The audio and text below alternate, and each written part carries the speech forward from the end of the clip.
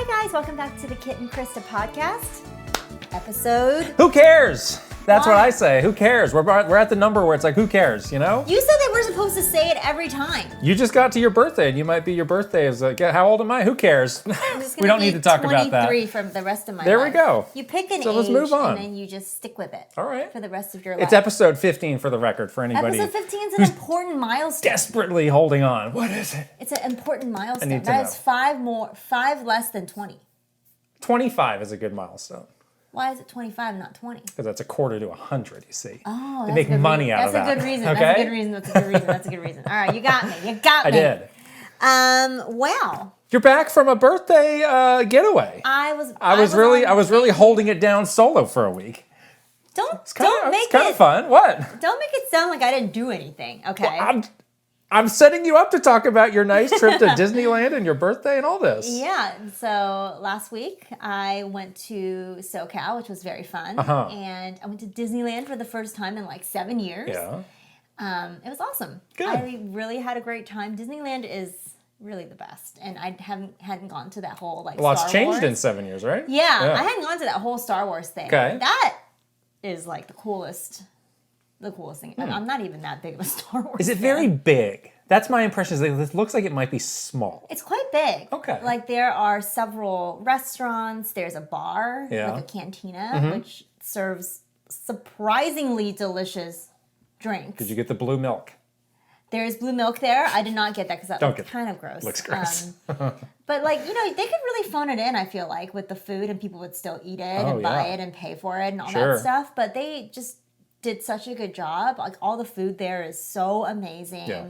The drinks were really good. They are so dedicated. Like even the waiters are just like in character the whole time. Like the waiter that was like helping me with drinks and stuff was like, yeah, I've been stuck on this planet working here because I lost all my credits in like a gambling thing. Like, so now I have to do this. It really sucks. Like, it's like, are you being serious? Oh no, you're like really like playing your part. Well, you can't phone it in like you could in 1987, you know? I think so. I think they realized like that. Mickey Mouse is like smoking a cigarette on the side or something. It's like, whatever, kids. It's like, no, you're gonna have somebody gonna get you on a video or put out some vitriolic tweet thread at Disney. So like just no, you gotta be committed. So committed. Yeah. And no, the area is actually really big, and there's tons to do. There's definitely like, you know, a good variety of things you can do. Yeah. So there's two like main rides that you can go on. They're both extremely well done and super fun and not scary. So you would be okay because you're really scared of roller coasters. You said one is kind of like it's almost like a team role play kind of thing. You kind of have to. It's called Smuggler's Run. So you're trying to like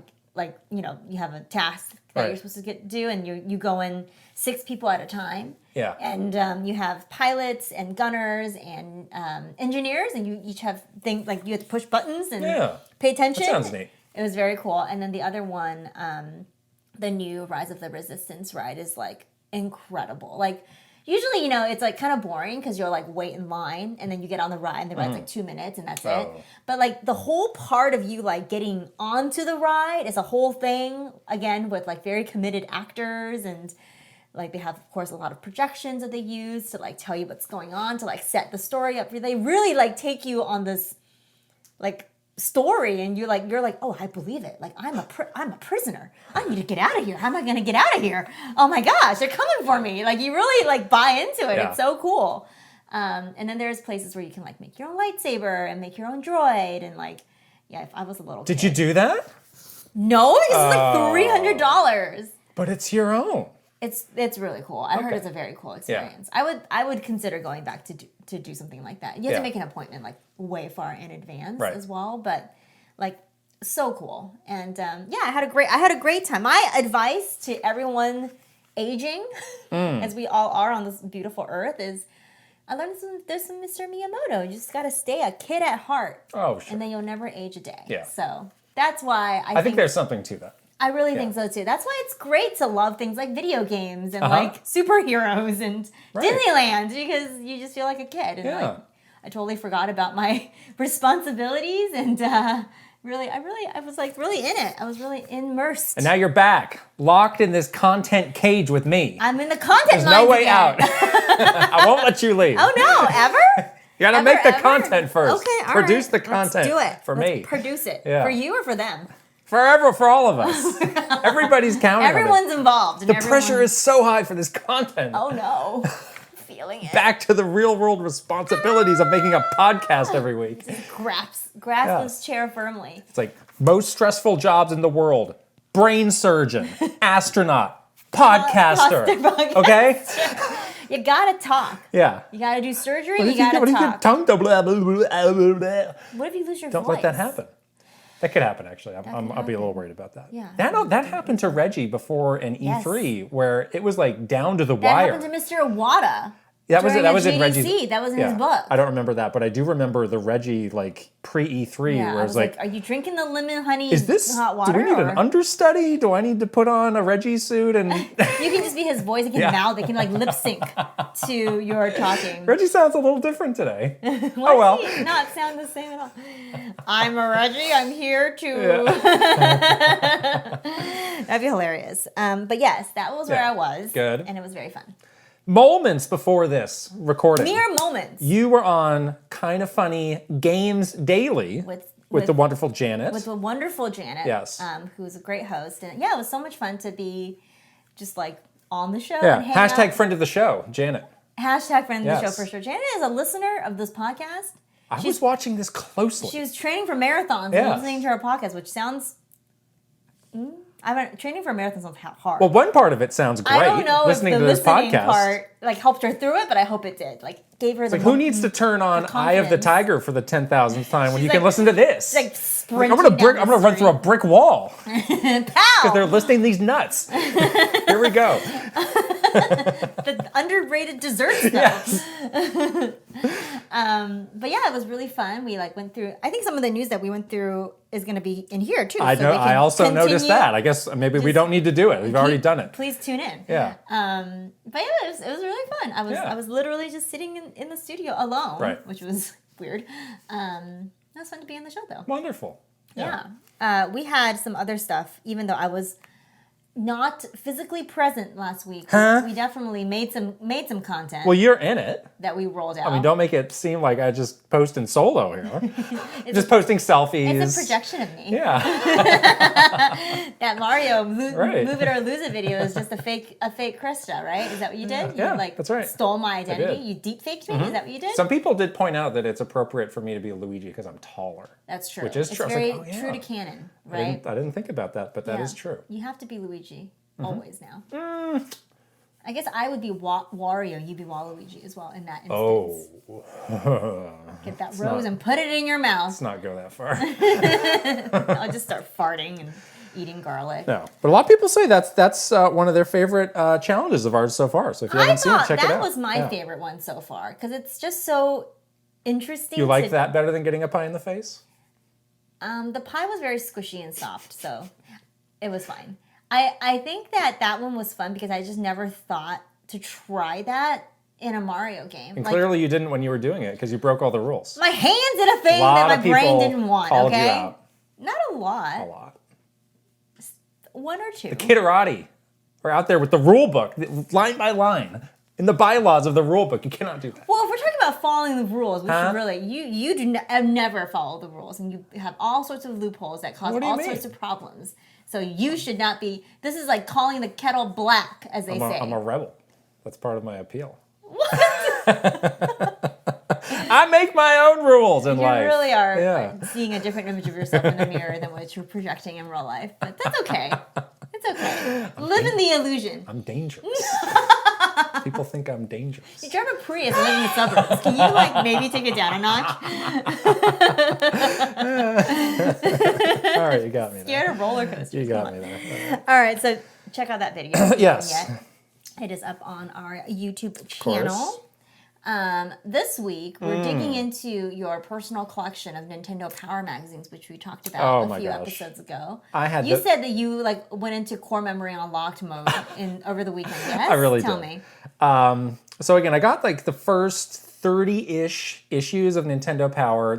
For some of the really early ones are missing, but it's good because it actually starts with when my subscription started. That's very like perfect. Yeah, Like, and this is like late 80s, early 90s, Yeah. kind of, core NES time frame into the SNES. Love it. And it was just delightful because, again, one of my life regrets, selling my old Nintendo Power issues. Right. So I haven't looked at these in like, I don't know, 20 years. And it was Did just... you have the same yes. vibes? Did it all come flooding back to you? I loved it so much. Did you read it while you were eating like 14 bags of Doritos No. and drinking a Coke? Because that's what we were doing back in the day. It really brings you back. And some like, it's like, oh, I remember this game. I remember this page. I remember this like You're in it. interview. I am in it. Don't spoil it though. Okay. We're going to be doing on this week on the Kit and Krysta show, top 10 incredible things from classic Nintendo Power. That you have deeply researched and found in these like a museum curator. issues. Yes. We're going to be going through these. It's cool. Yeah. I never had my own subscription, but I remember we always used to pass those around at school. Oh. And it's like, oh, so I'll have it for like this part of recess. And then I'm going to give it the next. We had like a checklist of like, here's who's going to next. Okay. And that was like, you had to sort of be a little bit more selective on the article, like the stuff that you're looking at and reading. Because sometimes I just needed like the help. It did have that. Like the tips, right? To get through a game that I was playing. And that was like the only way. Back in our day, as we say. That was the only way. There was no internet. So it's like, oh, I have like 10 minutes with this magazine at recess. I better take some notes, get the info I needed. So I never, got the chance to like deeply look at them. Okay. So I'm kind of excited. Good. Get excited. This is great.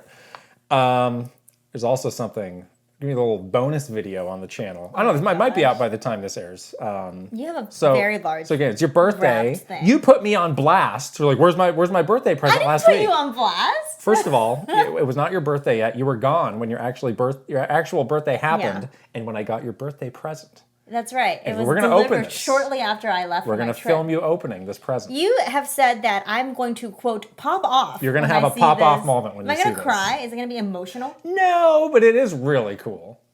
You also said that if I didn't want it, just I in should case. just give it to you. I'm just putting it out there. If you're like, it's not really for me. Did you get this present for me, or did you get it for you? I mean, you can see the boxes right there. It's quite large. It's very large. That's You actually wrapped it, which I'm shocked. I do get nervous about large presents because it's like it's a big responsibility. You're like locked into it? Yeah, it's not like something you can file away. And if you're like, oh, whatever, put this away. It's like, no, this is big.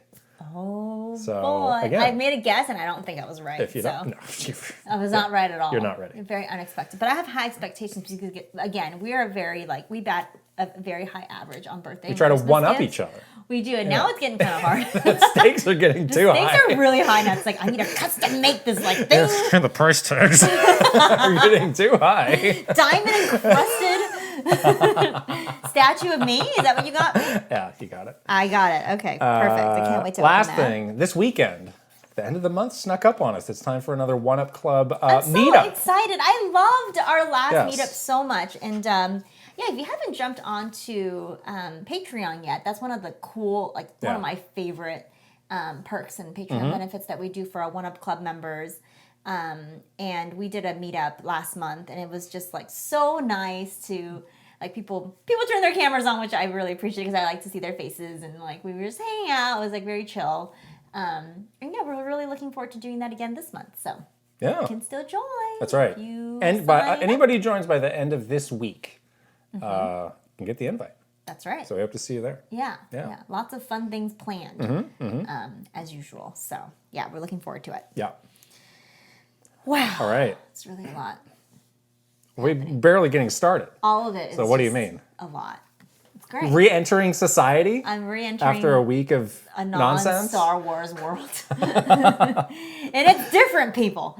Our Nintendo Storytime is kind of interesting because we are heading into E3 season SZN. Without E3. SZN, Yeah, season with no E3. Yeah. It was funny because on the Kind of Funny show today, we were talking about E3 a little bit too. So I think it's on people's minds. It still kind of feels like it because we know there's a big Xbox event, there's going to be Summer Game Fest, other stuff is sure to happen. Yeah, other things are surely going to come to pass.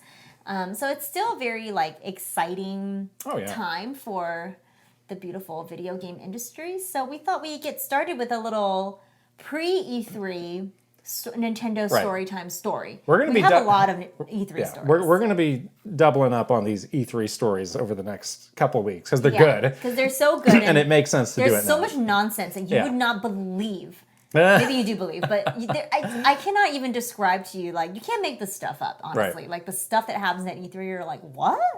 But there's also, like, a fair amount of stuff that had become very routine leading up to an E3 that we think is kind of fun to, like, look back on, and definitely stuff that you guys wouldn't have heard of. And who knows? I mean, there probably won't be another E3 in the way they were before. Who knows? Maybe there will never be another E3 period. Yeah, this is historical knowledge. I doubt it. Nintendo, they'll be approaching E3 the same way again. So it's good to get these out there for posterity, for the history books. For the history books. Yes. Take note. Right.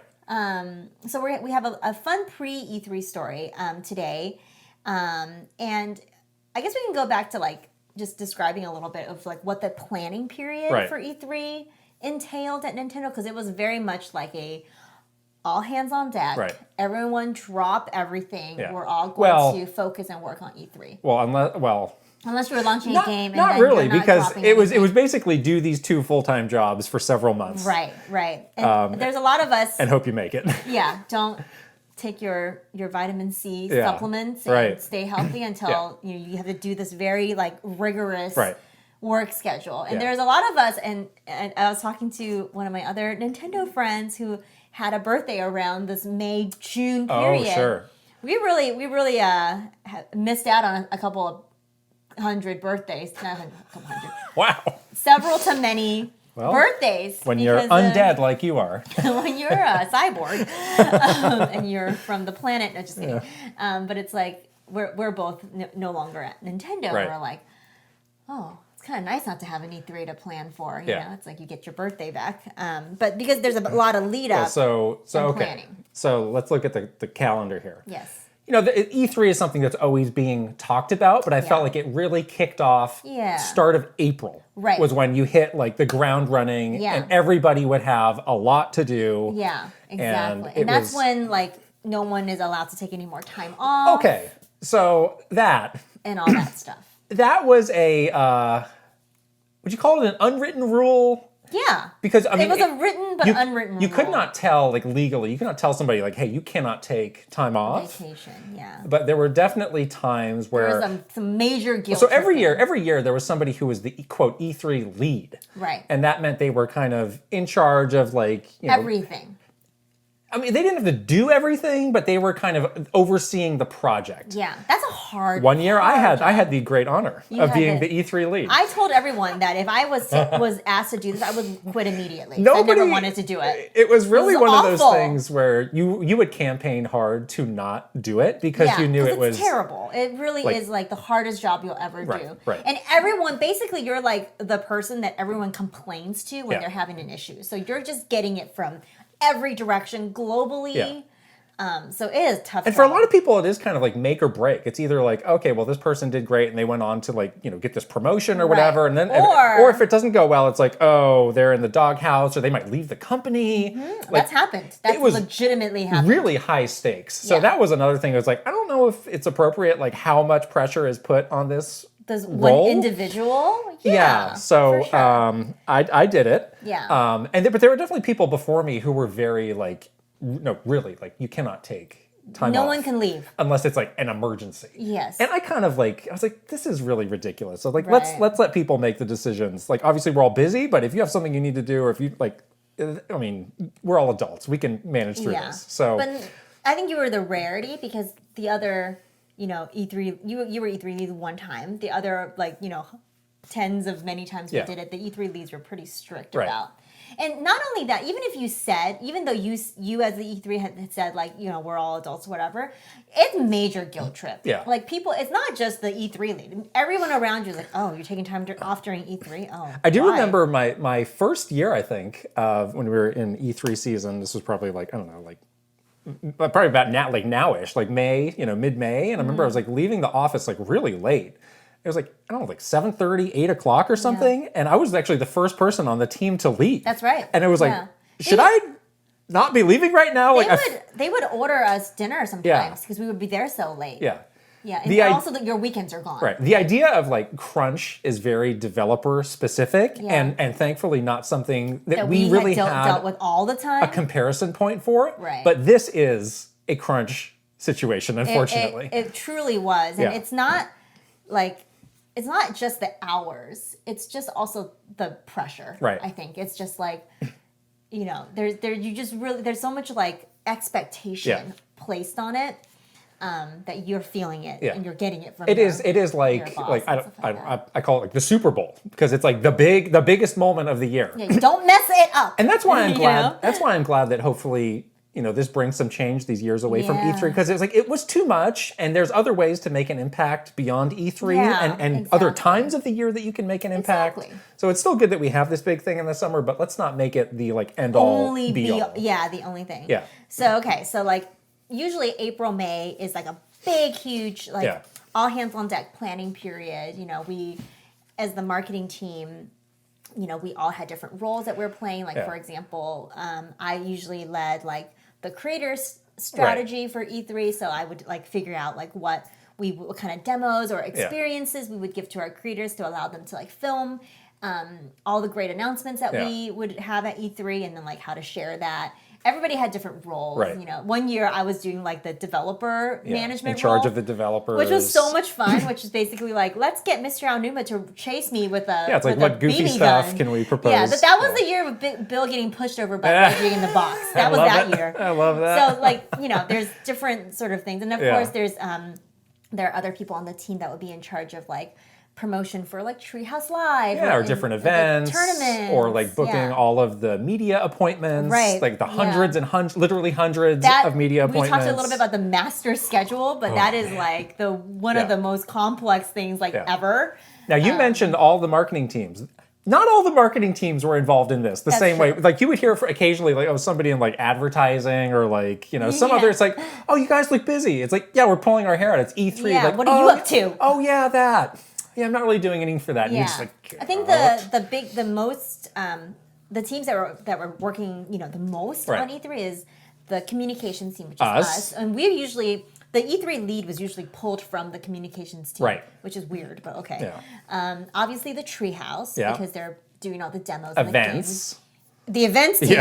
Building these insane magical booths. Working really hard. Maybe the hardest out of all of us. Right. And the retail team. Like any of those Best Buy events that people have gone to in the past, or they're doing all the retail like they events. do kind of in parallel, like the sales version of what we do for media, where they're showing people around, or they might have an event specific for them. Yeah. So it's very hard on them as well. Yeah, and of course this is a global event, so everybody from different countries come in to work on, you know, the same thing but for their region. So it's very much coordinated globally, which is also another layer of complexity. Yeah.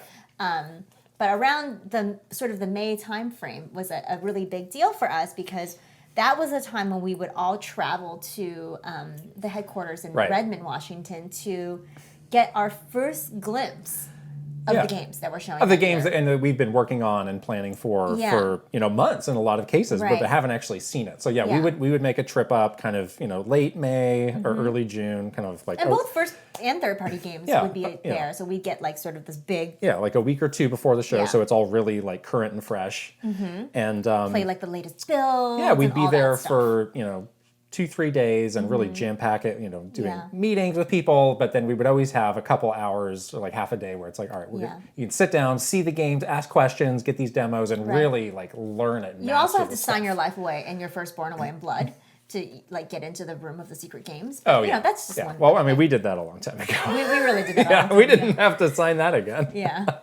the blood signature, the blood vow. Yeah, And usually that was a really great moment, because it was like, oh yeah, this game is worth the hype, or we're making the right decision by putting this at the forefront. You start to believe the hype yourself in that moment a lot of the times, because it's really hard when you're working like almost around the clock and you're stressed and tired to like feel just discouraged after a while, after like that grind. And like that sort of late May period, right, like weeks before the show, when you see the games and you like really deeply get to play them, it's like, oh, okay, I know what I'm working for. Like it feels good now. Much less abstract. Yeah. And that maybe at that time you might see like, oh, here's what our booth is going to look like. And you're like, okay, now I'm putting it. That makes sense. All right, this actually looks incredible. We're going to have a full Zelda themed booth that's going to bring you into the game. Yeah. Genius. Or like we're going to build like this Luigi's Mansion like Disneyland experience that's going to do these things. And And so you really start to like believe in the work again, because it is really tough, like those months leading up to it, to feel like really just like, I'm over it. I'm over this, you know? Yeah. So big pivotal moment. This specifically was even a bigger moment because were you the E3 lead? No, you were not. This was the year before you were the E3 lead. I think so, yeah. I was the lead the year of Smash Brothers. That's right. Yeah. Shudder. You were not the E3 lead, but you were the Breath of the Wild lead. So you had a very important job that year as well. But this was actually the first time we were going to see Breath of the Wild. And it was like a big deal because we had been planning, and there was like this very like controversial decision where they were like, for E3, for the first time ever, we're not showing any other games except for this game. Yeah. And we were like, come again, what? You know, like, is it really that good? Right. Like, none of us really knew, but we were just like, well, that's risky, you know? Yeah, I mean, it was risky, but it made a lot of sense because A, the game was great. B, I mean, this was still the Wii U days, and you know, there was not a lot else there. Right. So it's like, well, if we have this incredible game, we might as well make the most of it and really blow it out. Exactly. But it was definitely one of those like decisions that was made that a lot of people were like, whoa, that's a lot of pressure on one game. Right. Fingers crossed, this is good. Yeah, you know, and all signs had indicated this game being incredible, but none of us had played it. Right. We'd seen like videos and stuff like that, so it was kind of like this big moment. Yeah. So there was a lot of pressure on that demo to really deliver. Perform, and deliver not only to us, obviously, but to people that are going to be like, you know, like media and creators and like everyone that was going to be seeing the game for the first time outside of Nintendo. So we get there, and we go through the whole song and dance of like. Usually what happens is there's like a kind of a presentation of like the key things in the game that if you were like doing a media interview or you were talking to somebody, you should like point those out. The key messages. The key messages. I'm trying to make it sound more fun than like something so dry. But the messaging architecture. The message track. We start with the broad messaging, and then we go down the pyramid into more details to ladder up to the broader messaging. Are you cringing inside yet? But anyways, that's what it basically was. Yeah. Like, and you know, our Treehouse team who knew the games backwards and forwards at this point would be there to like point out all the cool little details and stuff, and you kind of like. I always get real anxious during that. I'm just let me play. And I'm like sitting in that chair. Enough talking. Like, hurry up, Corey. Yeah. Talk faster. JC, talk faster. I don't need your blathering. And then like you're just like click through those slides. Yeah. Because all you want to do is just like get your like little sweaty hands. We all know it's the dramatic reinvention of the historic Zelda franchise. All right. It's our first, you know, we need to, we get it. Okay. Link as you've never seen him before. Yes. Blah blah. So it's like a very like sort of this built up anticipation, right? All of us are just like on the edge of our seats, like let's do it. So we finally get through the presentation, and like there's like these stations set up, and all of us make like beelines to get our hands on the game. My first I like got goosebumps. I was just like blown away, and of course the demo for that game was very different. It definitely didn't have like action sword fighting, like we're not fighting a boss or anything. It was very, as the game is, like very atmospheric, like open, like kind of like do what you want to do. It was like sort of that great plateau. Yeah, it was the great plateau. Yeah. I think it was on a timer, so there was like only so much that you could do. You could not get off the great plateau. Right. But it was a very much like you do what you want to do. Yeah, and that was the whole point to get across with the game anyway. So. That moment where like, Link comes out of the shrine, like the game sort of, the world kind of like opens up before. When I first saw that, when I was like first playing that part, I got chills. It was so good. And I think a lot of people had the same reaction as me. You definitely did. Like we were both like, oh my God, this is amazing. Like such a departure from a traditional Zelda game. Like now I get what they're saying. Like we totally understood, like why it was done this way. Yeah. But there was someone who shall not be named for safety purposes. We shall not be cancel culture here. Does not. But was in a role of quite a bit of authority. Great importance. Yes, great importance and authority. Yeah.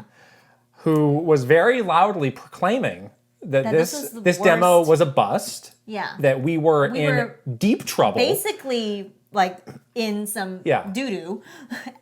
brace yourself because this E3 is gonna bomb, basically. Yeah, and saying this to a group of people, and at 2 weeks before E3, for a booth that is only showing the one game that you said would bomb. Right. Who this person again is very like influential. Right. In terms of the way the other executives, Yeah, like people go, oh yeah, we are in deep trouble. Yeah, yeah. Like Reggie would believe this person if this person told Reggie that very we were persuasive, in deep very trouble. influential. Yeah, yeah. So Reggie was not there. We should say Reggie was not there, No. but basically like that caliber of communication this person is doing to the executive highest level. executives. Yes, right, yeah. right. Yeah. And I think his points were like, if you don't know what you're supposed to do, it could be boring. He said it was boring. Or you could get lost, and It's like there's no action. there's no big moment. Right. There's no climax to it. It's just Right, kind of right. people bumming around doing Yeah, whatever. you're just like in the grass, like with a stick, kind of thing. Right, right. And he also said the game didn't look good, like visually, like Yeah. the graphics weren't good. And I was like, Right. do we look at That the was same that was demo? always something that we got hung up on around E3. Is like, oh, how are we going to compare to PlayStation? Oh, it's yeah, it's it's like, like, who well, it cares? doesn't Like, matter. how many? We're on year like what of like not having the best graphics? So what? Yeah, that's not These games stand on their own merits. Also, like, I think people understand that already. Yeah, so it's but there not was like always shit. just like Some like, hand-wringing like by for that. clockwork of like, oh no, this game doesn't look as good as a PS5. It's like, all right, whatever. Well, yes, Yeah. obviously. So, but it's fortunate that we were in this big group setting, and we had kind of a good, lively debate. Yeah. He was really, the one person Doom and gloom. who was a naysayer, gloom and doom, but we were all like, no way, man, this is really, This is awesome. this is special, this is awesome. You are not. You should go play this like 10 more times because I don't think you're getting it. Right.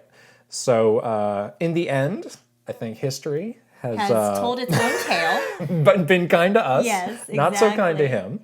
But that was really like, I just have That to was one of laugh those at like that. face palm moments. Yeah. 'Cause it's like it's kind of like when you. What did people say? Like, don't shout fire in an elevator. So it's like that kind of. you could say situation. also E3 is like panic management. It's like, Oh my god! let's not. Especially for the E3 lead, Let's right? calm down. No, the E3 lead needs to make sure people are not panicking because They can spiral. panic can break out at any moment. Don't shout fire in a Yes, theater. don't do that. Yeah, that Right. is what E3 is Right. though. Like people are suppressing Yes. their desires Tell to pe- shout fire. just in a tell theater. people it's going to be okay. Yeah, yeah, It's really part of the job. yeah. It's like a child. Like Yeah. just comfort them. Right. There's lots of Yeah. different Tensions are high. I get it. Yeah. High stakes. but we're deep. gonna- I feel like we should have done like collective yoga or meditation. it's gonna be It's okay. like everyone take a deep Right. cleansing breath. But that was sort of the like the result of the shouting fire thing when this person said Yeah. like this game sucks Right. basically and we're in for like we're gonna Yeah. get like laughed out of the room Yeah. kind of thing, and everyone's like initial reaction was like let's go straight to panic Yeah. until we like So had the fortunately, debate yeah. to- So fortunately, nobody really got too deep in the panic. I think he Yeah. remained very skeptical Yeah. until obviously we got there and it won, game of the show from everybody. right. But yeah, I don't remember I us don't think having. he even ever admitted that he was wrong though. It's never too late to apologize. Looking at you there. Just saying. Yeah, I don't recall us ever having that big of a disagreement over like how a game would be perceived or the Ever. quality of a game. Yeah. And it's funny because it's just the best game ever. And it was like literally Yeah. the best game ever. Right. So it's like, wow, you really are on the wrong side of this, but okay. If you want to plant your flag in that soil, Right. by all means, don't let us stop you. But I was glad that there wasn't like widespread, just like Yeah. sort of it didn't No. lead to more people becoming like dissenters. Or And that's or also whatever, where it helps so. to have, Treehouse in the room and they've been living and breathing these games for months. And they can be Right. like, you're kind of You're kind off of here. missing the point. Yeah, Yeah, yeah, exactly. yeah. So- but that was pretty funny. And again, around this time is just like such like a pressure cooker of different emotions. And so I think we were all just like, what the heck is going on? I'm going to fight you. Like, come here so I can slap you in the face so you can like Yeah. slap some sense into you. What do you backhand? But yeah, it was funny. It's funny now. It was definitely not funny It'll always then. be funny. Yeah, but yeah, pre E3, a lot of emotions. Yeah. Yeah, Yeah. a lot of And then emotions. from there, there'd be, a little bit more mop up and then we'd be off on our way. But we're LA. going to save that for another episode. Yeah. Maybe next week. Who knows? Probably. We don't plan that far ahead. Not like, contrary to E3, we do not Yeah, plan these no, we don't. episodes that far ahead. We don't. You can take a vacation Yeah. during your birthday. So. Yeah. Things have gotten better, everyone, all around. But yeah, that's our fun Nintendo story time. If you're listening, you're that person. Never too late to apologize. That's right. All right. Shall Onward. we move on? We shall. Okay. Our fun Never a Minute segment today is playing the game of most likely to ... You tried to steal my notes for this. I did which not. I did not appreciate. Why did you do that? I did not. I was holding the stack of papers. I thought they were all my papers. But this is kind of like, in like a high school yearbook, it's like most likely to like become president or something like that. Yeah. Did you have those? Did you win any of these? I don't think I won any of those, but we definitely had it. We definitely had that. Yeah. You didn't get anything? I should look back, but I don't think I got anything. Mine was not a most likely to, but it was a little most unlikely? dubious honors. It was looks innocent but. And I'm like, well, what does that mean? Is it because you're dangerous? That's because I'm dangerous, because I'm a risk. You're a rebel with a cause. I mean, you might look at this face and think like, oh, whatever, but then you peel away at the onion. Whoo! What's underneath? You didn't know what you were in store for. Knows. Whoa! The danger, though, it's so real in your face. It's true. You don't know what could happen any moment. So we've each got two. Yes, we got two scenarios. And we're just going to see what character in all of gaming. We're going to discuss. It's wide open. Yes. Maybe we can agree. Maybe we disagree. We'll find out. You look very eager to do this one, so why don't you go ahead? Okay. Most likely to stand up someone on a date. Okay. So there's two ways you could look at this. The more like glass half full is maybe they're absent-minded and they lost track of time, or they fell asleep. They took a nap and like, lost track of time. Okay. But then so hot that they have so many options that they could. Well, now we're getting into the glass half empty. Yeah, so many options. Right. So many so many swipe rights. Like, whatever. Like I changed my mind. I changed my mind. A hotter option opened up. Right. A better option opened up. Right. Yeah. So who would be good for this? Who would be good for this? I think, or someone that's just extremely busy, had a lot to do. Sure. That's kind of in between. Mm-hmm. The glass is like right at the middle. The glass is in the middle. Do you have just to get us started? Do you have any big ideas? I feel like one person that could be like so hot that all the girls he gets a lot of girls is Ezio from Assassin's Creed. Oh yeah. He's really hot. Yeah. And he's also busy. Yeah. But could have a lot going on and could be not available. I have been to Italy. The spaghetti dates. Yeah. Their adherence to on the dot time is maybe different than ours. They have a lot of espresso breaks. Right. Maybe he's on one of those. Okay. I like that one. Yeah. That's good. Yeah. Yeah. I think that he could stand somebody from multitude of reasons. Yeah. Another one that's standing out to me is Cloud, specifically from the Final Fantasy VII remake. He just seems like, the dark and broody type who's just like, I'm not feeling it today. I just needed to sit in a dark room and be alone with my thoughts. And his giant sword. So he's not being like mean about it, but he's just like, he just doesn't care, So many girls. It's kind of like the Robert Pattinson Batman. He's just the Batman. A date. What would the point of that be? Innocents are being taken advantage of in the streets of Gotham. He needs to. Both of them need to take a shower. Is my. Oh no! They're both look the guy liners grimy. Just not all the way sticky. Wiped off. Yeah. Yeah. Okay. I get that you're out in the streets with your sleeveless shirt. But okay. Yeah. Maybe you should take a shower instead of going on a date. Maybe he was trying to get all the zippers undone and he just couldn't. He's like, I don't know what to do. I give up. I gotta get ready for this date, but there's too many zippers. All right, those are two good choices. Okay. Let's see, I got a lot of these. Okay, who is most likely to get lost while driving but not want to ask for directions? Someone that's like super... stubborn. Yeah. People say a little bit this is a stereotype that men often do this. Yeah, I don't think it necessarily needs let's just examine that. I don't love asking for directions. I like to figure it out on my own. Oh. No. Nowadays it's I'm also a little antisocial. I don't want to talk to somebody. Oh, I don't mind asking for directions. Yeah. The thing about that is like, if you ask somebody for directions, you're likely to get like, first you turn left on Hawthorne, then you turn right on Maple, then you go straight for 2 minutes, and then you go left. Look for the baseball field. What about in like a foreign country? Well, then I'm really in trouble. I don't know what they're saying. Like, you wouldn't ask a local?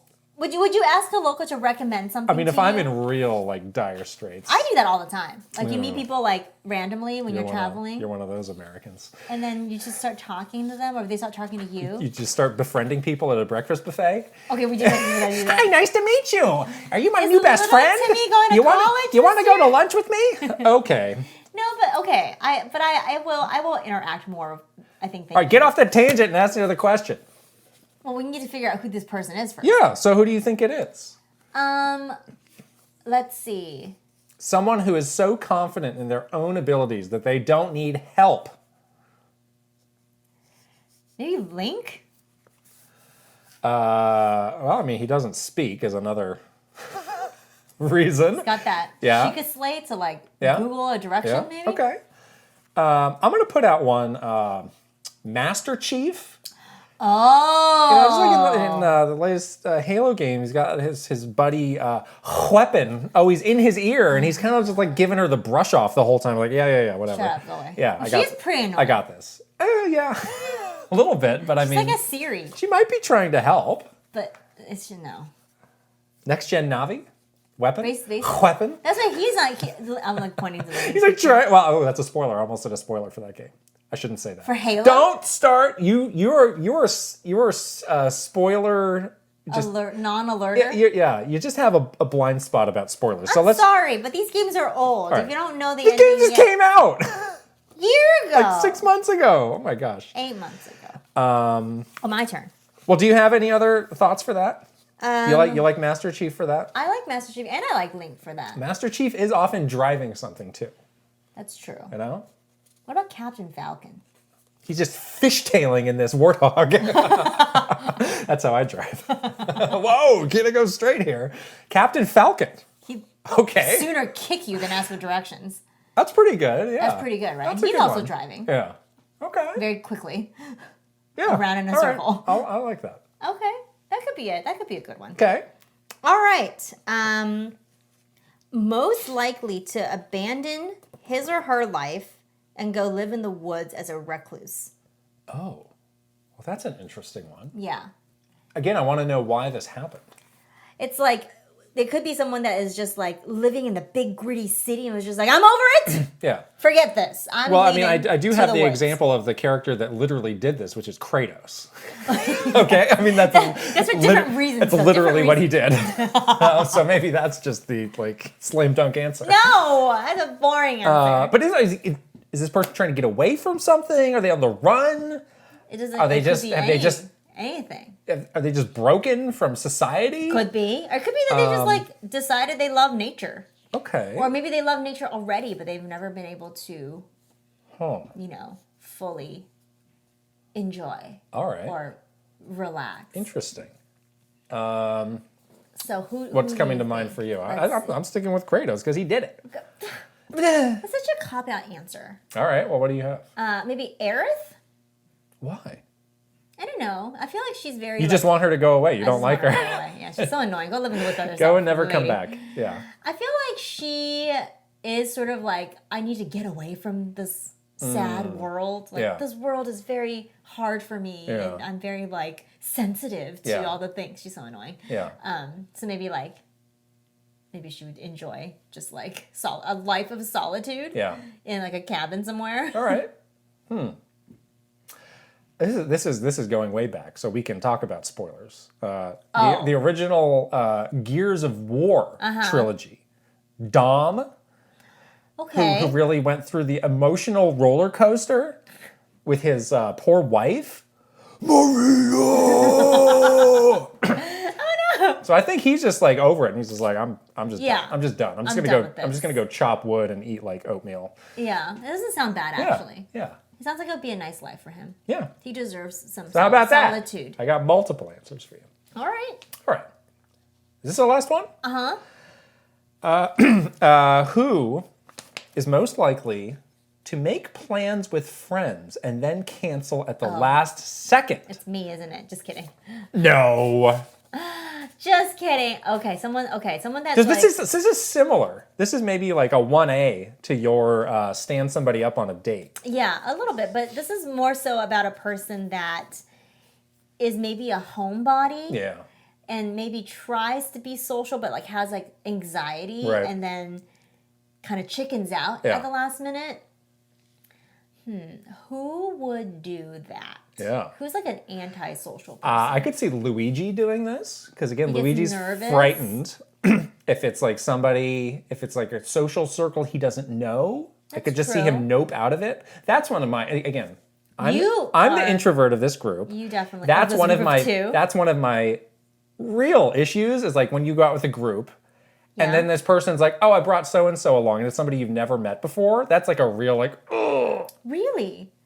So Major. what if you go out with like 5 Yeah. people and one of the 5 people brought one person that Yeah. you don't know? Is that still an issue? That's exactly what But- I just said. But no, but you know 5. Yeah, but it out kind of the changes 6 the people. dynamic, and then you kind of feel like you're like feeling them out, or you kind of can't, or like oh, I can't tell this joke because they're not going to know the reference, and it's just like I didn't. This isn't what I signed up for. The real introverts out there know exactly what I'm talking about. You can't hang with us. I'm sorry. Yes. I never thought about that because I wouldn't want to be outnumbered. Like I think that would be pretty hard. Like if you go out in a group and you only know one person. Oh, so you wouldn't want to be the person joining the group. I wouldn't want to be outnumbered. I Yeah. would want to know more people than I Right. don't. Oh, I absolutely wouldn't do that. You just wouldn't Yeah, go, right? yeah. Okay. No way. Yeah. I would Sounds think, awful. I would consider like how well I know the person that was Yeah. gonna bring me and if that person Yeah. was gonna ditch me. Because then I'd be like alone Right. with like strangers and that Yeah. would be bad. So Luigi, I think is a lock Okay. for this. Okay. Do you have anybody else? Who else? Who's giving off major introvert vibes?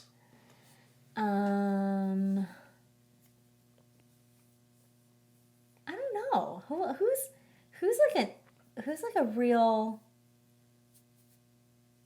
Wow. a real introvert? Stumped. Luigi's the answer. That's the only person we can think of. Listeners/viewers, please tell us in the comments who it is. Yeah, I'm trying to think of I'm like literally thinking about Staring everybody blankly. in the Smash roster. Maybe Oh. Samus Okay. because she's very used to being Yeah. alone, Yeah. so it'd probably take a lot out of her to go into like Yeah. a social situation. It's true. So maybe she's like, actually, But the last thing would be those people are losers. I got better things to do. I gotta save the galaxy. That's another good choice for your first one too, about standing up on the date. Oh, because she's Yeah. like busy. Yeah. And she's like Or got she's like just whatever. important I things. don't care about this. Yeah, that's true. Okay, there All you right. go. Tell us your picks Solved it. in the comments, Yes. please. Okay, moving on to what we are playing. Finally, the non-Elden Ring The edition. non-Elden Ring edition after months. Now you were traveling. Did you play any games? Did you just say like I'm taking a break? No, I definitely I didn't do any like cloud play or anything like Yeah. that. Like I know you like to do that, but I was Yeah. kind of like out and about on this trip. So I just brought my Switch Yeah. to play like during, the plane or whatever. But yeah, I was kind of like looking through my Switch backlog and I stumbled across that game from like years ago, Sakuna of Rice and Rune, I think is That's the name. the full title. And I had downloaded that game and just never, and with the full intention of like playing it when it came out, and then was very distracted with other games. So I never even like turned it on basically, which is kind of unfortunate. So I was like, I was just kind of like scrolling through what I had in my Switch, and yeah, that game is actually really cute. I didn't realize that. It gave off some major like Okami vibes. Oh. Even the movement of you play as this little like goddess, and also similar to Okami, not a dog, a human goddess, and even like some of the attacks and the way the character moves is very similar to that game. It has the same look as well as like the whole premise is that you've like angered the other gods, and now you're like sent off to this island to like get rid of the evil spirit so you can go back to like heaven.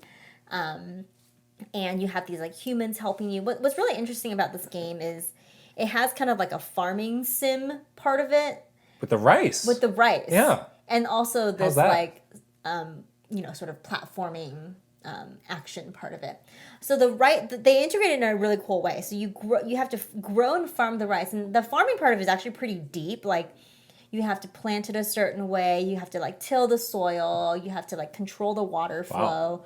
You have to fertilize it, and then after the rice is grown, you have to harvest it and like, like thresh it, whatever it's called, to like get the grains off, and then it gives you like a rating, like how well you did, and it's all like time based. So like you pass the days, and it's like the seed that you plant in the spring, you harvest in the autumn, kind of stuff. And if you do a really good job, you get like you level up. That is the way you level up in this game, is like by planting and like reaping this harvest. And there is also like an element of like as you're exploring, you do need to eat to be able to fight. So you have to go back to your little like farm area and like get through the winter with the rice that you collect like other ingredients and stuff, but to like cook, you have to like eat the rice basically. Yeah. So it's kind of interesting. And then like how the gameplay part of it works is basically like you go through these like kind of like mini little dungeons, and there's like usually like enemies and bosses in there and things you can collect. Like you can collect different power-ups and different new skills. Like you can collect ingredients to like make the rice grow better, like different things like that. So you're kind of incentivized to explore while you farm your rice.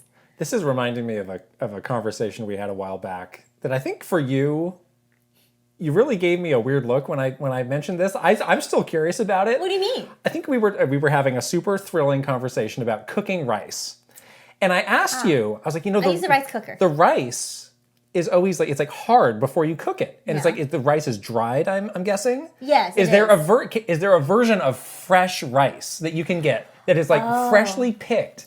Is that like the next, is that the next level of rice? I think it's and you looked at me like I was... It's millet, right? A moron. Isn't that what it's called? I don't know. I think that's what it's called. Like the fresh part of the rice is called the millet. Really? And you can make porridge out of that. Well, that's not what you said when I asked you. You just gave me a dirty look. I was like, well, that's a dumb question. I thought I said that. No, you didn't. Maybe you didn't listen to me. Now I know. But in the game, you do have to like dry the rice. Oh, so you know now because you've been playing this game. I've been playing this game. Okay. And then you take the kernels off and eat and then it says like koshikiri rice. How like polished is your rice? How good is exactly? No, it all makes a difference, and it like tells you like you leveled up this much because your rice is like this grade or whatever. Yeah, it's kind of interesting. It's fun. You were looking at me like I had like a Dan Reichert moment of like how hey, these egg whites are actually egg shells. I was like, it's not like that. I think I don't know. I could be wrong. Maybe there's like some sort of rice grower. I don't know. It's like, is this like some big business opportunity? Of like, oh, we got this next level rice. It's fresh picked. I don't know. I think it's millet. I was also very interested in this game a couple years ago. And I was like, oh, I'm going to play this. But then I consulted our great website, Time to Beat or Time to... I forget. It's long. The game was way longer than I thought. I was like, oh, I don't have time for this. So it's super long. It's like 35 hours or something. It's again, very similar to Okami, where you think it's not that long, but it's actually like 85 hours or whatever. Yeah. I might not finish. Sure. But I'm quite enjoying it right now. It was perfect to play during this trip. Good. Yeah. So you have not played any Cyberpunk? I played a little bit last night. I didn't get very far. Okay. I just got past a big story moment. Oh. Keanu Reeves showed up. Oh, Keanu showed up. It was exciting. I mean, Keanu Reeves, again, I didn't know what to expect. I didn't have really any expectations. Like, he is like kind of the main character of this game. Yeah. In a way that I didn't expect, and he's there the whole time. He is really there the whole time. He's got a ton of dialogue. Yes. Not always delivered the best, but it kind of grew on me. Yeah. Maybe it's just like that is what they're going for. I think that was sort of like this robotic, like stilted, dialogue, which is fine. So I finished the game. You did. Yes. Last week you were saying like you were surprised at how short this game is. Yeah, that site said it was like 22 hours. Mm-hmm. My final playtime was like 17 hours. Oh wow, you really breezed through. Sure. You didn't do any of the side quests, no? Not really. Again, I never felt very compelled, and the game never seemed to give me a great reason. Right. A lot of people, though, when I said that, they're like, oh, you really should have done that, and I guess that opens up some of the other endings. It's like, endings. I'm fine. I'll watch the other endings on That's YouTube. The thing. Like, the endings do not compel me to play more of any game. Like, right. Everyone's like, oh, like, do the side quests. You can get a different Elden Ring ending. I'm like, I don't care. There were some parts of the game that I didn't really totally get into or look at until I was almost done, though. So I was like, oh, maybe I should have been doing this more. But, like, I didn't know you could just upgrade all your weapons. Did you know that? No. In the, like, crafting section, you can upgrade all your weapons. I didn't realize that until I was, like, an hour left. And then there's also these other, like, cybernetic enhancements you can put in your body, which I just never really got more than 1 or 2 of these. Okay. So I was like, there's a lot of slots on your body. I'm like, where do I get these? Oh. I didn't know. Because you go to the doctor and he, like... Maybe. In the beginning, he gives you, like... The Ripper doc. The Ripper doc. Yeah, he gives you, like, the eyeball or whatever. Right. Cool but, I mean, there's probably, like, a dozen, like, slots in your body for you to put stuff in that'll give you these enhancements. Like, this seems like a cool way to customize your character, but I just didn't get any of them. That's weird. So, yeah. But in the end, I ended up really going deep on this katana, which was good. You like the katana, the melee? Yeah. I mean, you know, I would use like some sort of a gun to sort of thin them out, and then I would go rush somebody and chop them up and then go back and hide again. Oh. I still really like the way kind of the skill trees work. Yeah. It does feel like you are creating something that feels different. It does, yeah. And the upgrades... It's very customizable, the way that you want to... What you want to do with your character. And the upgrades feel worthwhile. It's not like... the game that had like the most... like flimsy Borderlands 2, I remember a game we played. Yeah. It was like, increase your damage by 0.001%. It's like, what's the point of that? I don't feel cool for getting this. This is lame. Yeah. It doesn't feel like it's worth it at all, like worth your time. So the ending was it was quite long, quite drawn out. It was interesting. The way it actually concludes, it's kind of a cliffhanger, so yeah, it is what it is. Okay. I like this game. Do you feel satisfied after you finish the game? Absolutely. Okay. Yeah. Even though it was short? Again, I did not want, coming off of all these open world games, and this being another open world game, I did not want another 40 to 60 hour wanting a short slug. Anyway. Yeah. So, no, I felt very satisfied. I'm very happy I finally got to it. We don't review games. But you would give it a... If I reviewed Cyberpunk 2077, I think I'd give it an 8 out of 10. Wow. Yeah. That's quite high. Well, again, I didn't experience really any of the bugs. Right. Those seem to be mostly fixed. Yeah. So, good on them for, like, re-putting out this game and actually doing a good job fixing it. Yeah, I mean, it's definitely got some just bigger issues beyond bugs. It's definitely not as good as The Witcher 3. But... Yeah, it's impressive. It's cool. So yeah, and then what I'm playing next, I'm like, gosh, I don't know what my next big game's gonna be. Oh boy, back to Horizon. Mario Strikers is coming up. June, you have some time. Yeah, so kind of after that, I was like, I just got to get into this eShop and see what I've been missing out on. And you found something. Well, I just Google. I don't like to sift through it all myself. Right. I just Google like eShop hidden gems, and I found I think it was like a Nintendo Life article. Oh, cool. And they seem to put those out all the time. Yeah, like and little I found lists of things. This game. I always forget what the name of this game is, so I have to check. Full Metal Furies. Not Full Metal Furries. That would be different. Definitely read Full Metal Furries that at would first, be different. And I was like, this is interesting. Full Metal Furies, which this game came out like 3 or 4 years ago. I don't know why I missed it, because this is totally up my alley. This love beat 'em up. This is a beat 'em up. This is from the developers of Rogue Legacy, which is a game I really like. I'm looking forward to playing Rogue Legacy 2 when I get a chance. But this is a beat 'em up, but it feels really like modern. How so? So there's just like a lot of like mechanics that they have added to make it feel, to give it a lot more depth. So so there's 4 different characters that you can choose. You create a team of 2. Okay. And you can switch through those characters at any time. And they all have really different strengths and weaknesses. So the 2 I chose the tank, who is this lady who has a big shield, and she fights with that. Not like Captain America style, where you're not throwing it, but you're blocking. You're kind of like you're a tank. You're meant to take a lot of damage. And the other one I chose is I think it's called the Engineer. Oh, and she has, all the characters are women, by the way. I think this character has like a pistol and other little like gadgets. Like she's got like a drone that she can throw out that'll do like more like range damage. And stuff. Right. And the other 2, there's like a fighter, and then there was a sniper, and I haven't really dabbled with them at all. But again, this game has a good skill tree. You can equip different equipment that give you different things that you can do.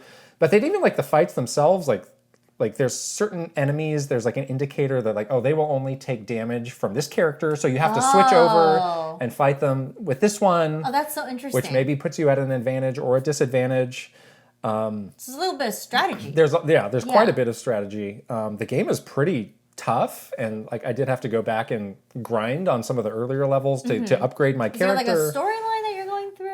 There is, but I am not really paying attention to it. Okay. This part of me is like, oh, why are these 4 women fighting this big war? I don't know. Oh, wow. Well, good for them. It is up to 4 players. It has online. I haven't tried. I'm just skeptical that there's going to be nobody on. Like nobody online. Yeah. So, but for this little game. I'd love to, if you're interested, I'll play it with you. Okay. Yeah. This game is really cool though, and again, I don't know how this game went so under the radar because it's great. Yeah, I've never heard of it. So. Me neither until 5 days ago. When did it come out? I think it was 2018. Oh no! A long time ago. Oh no! I like how we're both like playing these old games that we. It's good though. Yeah, I was like, wow. That's why it's like you'll never run out, really. Right. You always find something. Yeah. Okay. What else? I'm gonna finish Cyberpunk. I hope this week. I think I would be able to. Probably could. Next week's show, we can compare notes on endings and stuff because I'm curious. I did choose a different class or whatever. Yeah. So I want to see how that goes. And then I don't know what I'm going to do next either. I'm like trying to decide. It's kind of nice to have a breather from the big, massive game release. Yeah, it is a little bit. We were busy in the beginning. Horizon, though, you were really I think I'm going back. talking a big game. I think I might go back. Someone convinced me to go back. Someone convinced me. I want to be convinced. I want to be sometimes you just convince yourself. I want to be coerced to go back. Oh, boy. I want to be coerced. Not what you usually hear. Okay. News? On to the news. Oh boy, the news. The kind of funny news jingle sounded a little bit like our old news jingle.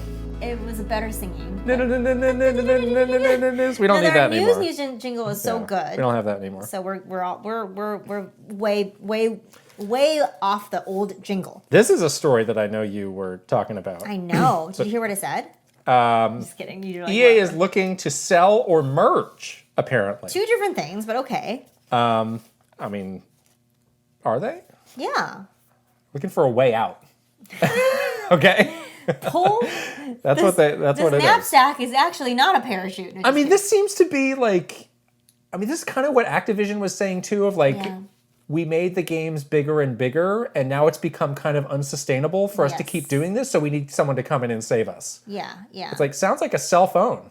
But selling and merging doesn't feel different to you. I feel like merging is like you are going to join up with an equally like-minded brand to do something even better, and then of course to get additional funding. Selling means that you're like, I'm out. Well, I mean, so there's examples here. So it sounds like they got really close to making a deal with NBC. That would be a sell. That would be a way sell. I mean, at some point, isn't it just semantics, sell, merge? No, I don't think so. All right. Anyways, continue. So, and then there's some other names that came up here. Disney, Apple, Amazon. Oh, God. Yeah. Rumors and speculation about these other brands that are not really. I feel like all of those are sells because they're not really like a like-minded, like truly gaming brand. You would become like the gaming brand for this big media conglomerate. And you know that's going to water down your stuff like no tomorrow. Well, there was one of these that stood out to me of like, oh, maybe that could work. Disney. So, listen. Star Wars? They already have the Star Wars license and you have to bet that if they get shopped around to somebody else that's maybe a competitor to Disney, they could be like, no, we're pulling the plug on this deal. They're not going to do that. Disney will not allow that to happen. Also, the way Marvel. They have Marvel, and the way they're doing Marvel games is it's kind of like piecemealed out to a lot of different companies. There's no like one central studio. Hub.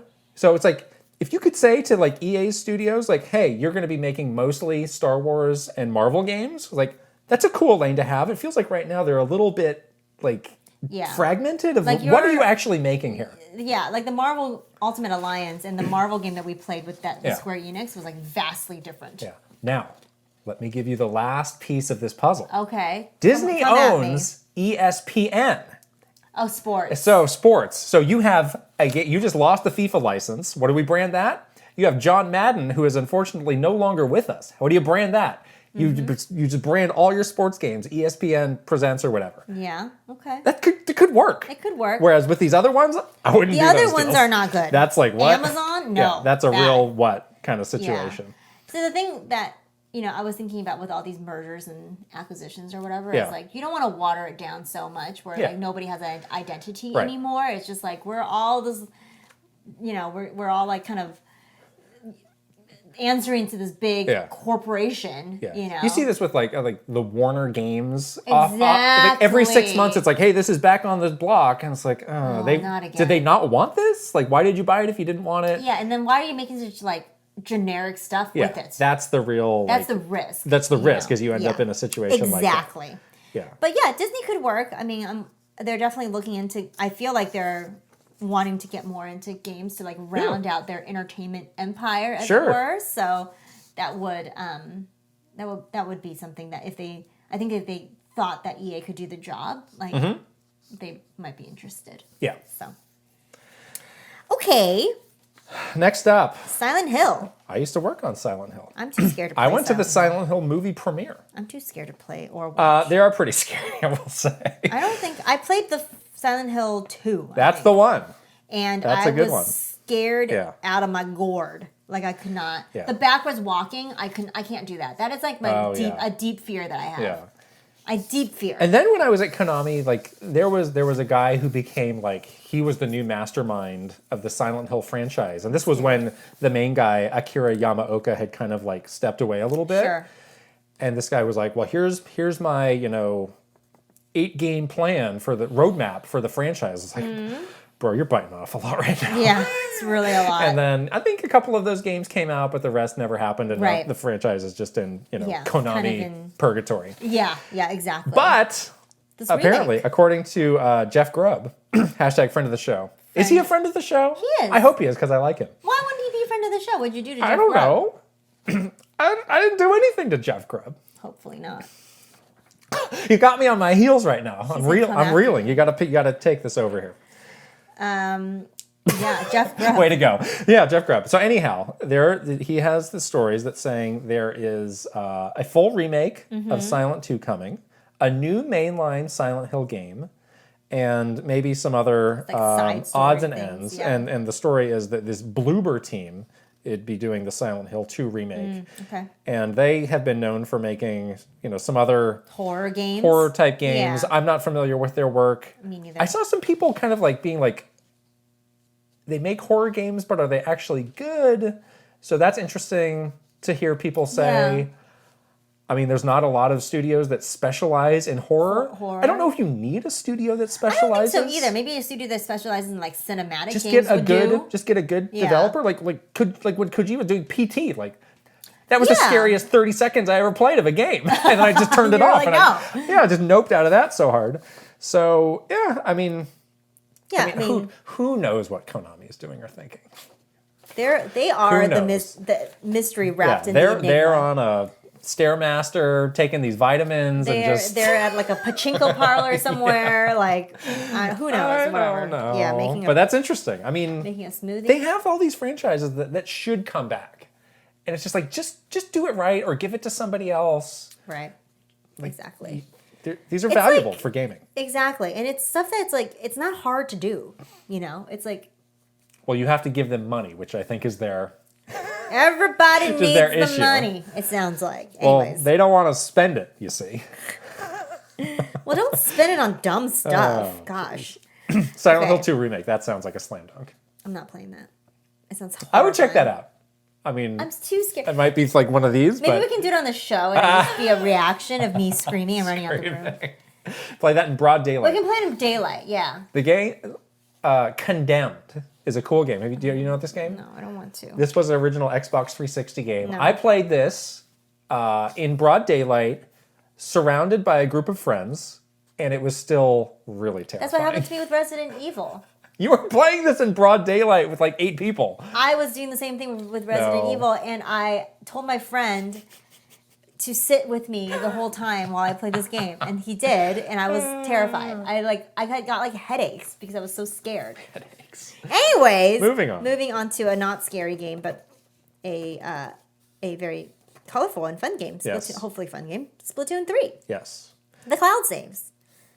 So this, I don't know, did this get snuck onto the website It's one of those things. Inadvertently, Like it was like an online, and in the online features, it's also online features. It's kind of a footnote, section. but it is interesting saying that the game will offer cloud saves, but only for the offline part of the game. Right. So like single player or whatever. I mean, we know that they're very worried about cheaters. They are always worried about cheaters. But you kind of get to the point with some of these games where it's like, who's the joke on? When remember how long we waited for the Animal Crossing like island transfer tool? And remember how we all almost deleted our islands when it didn't work? That was not cool. When we moved over to OLED. Yeah, that was not cool. And all of us thought we had deleted our islands. I seriously did. I had made peace with like, I've just lost my island. Me too. But I found a way to get it back. Me too. Yeah. Well, I found it out. I found it out for you. You did. Yeah. And I was like, okay, I'll do it this way. But so many people did lose their islands. Right. It's messed up.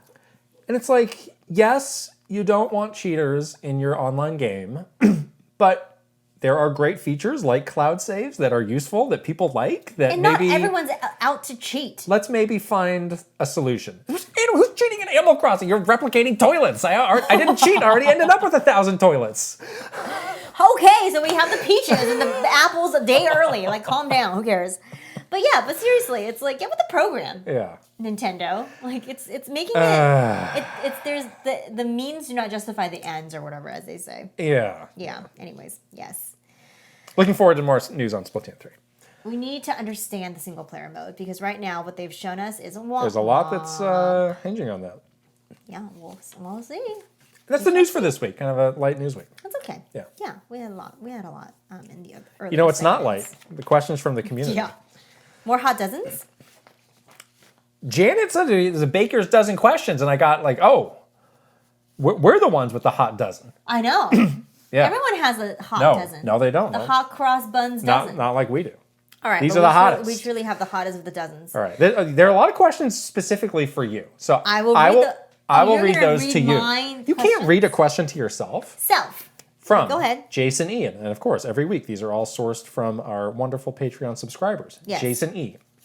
Question for the podcast. Krista, considering you're a big fan of Paper Mario, the Thousand-Year Door, I was curious on what your opinion is of other Mario RPGs, such as the Mario and Luigi games by Alpha Dream and Mario RPG on Super NES. I actually like those games quite a bit. Which ones? The Mario and Luigi? Mario and Luigi, yeah. Yeah. I like those games. I have played most of them, I think. My only little complaint is that sometimes they can be a little too long. Yeah. And they can drag on a little bit. It's true. Like towards the middle, I'm like, can we wrap this up? It's a lot of dialogue. I get they're supposed to be dialogue heavy and kind of funny and whatever, which I do enjoy, but let's keep it a little more concise. When was the last time that we got one of those? It feels like we're due. Long time. I know Alpha Dream either closed down or they got consolidated into Nintendo, but it's I think we're due for one of these games. That would be perfect on Switch. E3 prediction? Could be E3. New Mario and Luigi game? Oh, they might not be working on that. Did you play the SNES Mario RPG? I did. Yeah. That one's really good. I really like that one too. That one is really, really good. Yeah. Geno Gang? Hashtag Geno Gang? Geno for Smash? Geno for Smash. I'm more of a Mallow Gang myself, but... Oh, I do like Mallow.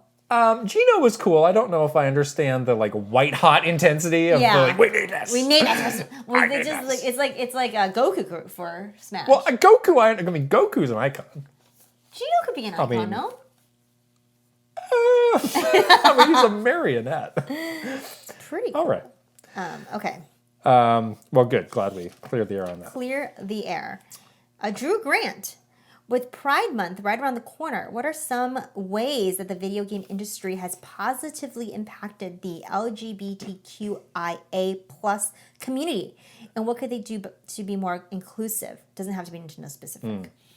I do love that there are so many studios now, especially the indie studios, that make a lot of games either sharing experiences from that community or giving people customization options or choices in games in games in general.